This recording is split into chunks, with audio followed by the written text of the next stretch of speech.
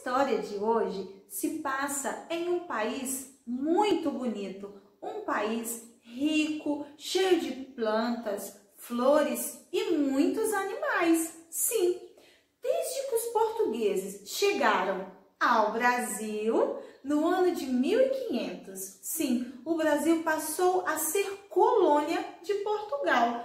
Mas o que significa isso? Significa que os governantes de Portugal podiam ocupar e explorar todas as terras brasileiras. Muitos anos se passaram. Passaram-se anos e anos e anos. E essa situação continuou assim por muito tempo mesmo. Foi então que o rei de Portugal, o que ele fez? Teve de se mudar para o Brasil. Sim, ele se mudou para o Brasil. Ele pegou um navio, colocou toda a sua família dentro do navio e veio para o Brasil. Veio morar aqui.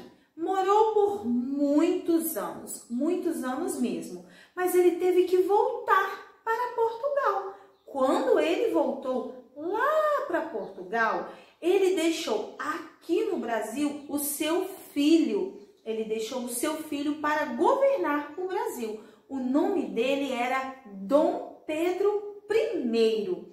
Esse príncipe gostava muito do Brasil, muito mesmo. E as pessoas do Brasil também gostavam dele. Ele era casado com Leopoldina, a princesa Leopoldina. E a princesa Leopoldina, ela também gostava do Brasil.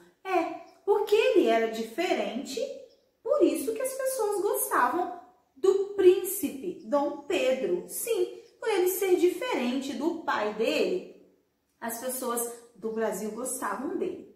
Portugal passou a ter muitos conflitos com os governantes aqui do Brasil, porque ele queria que o Brasil dependesse dele. Porém, Dom Pedro I não achava isso certo.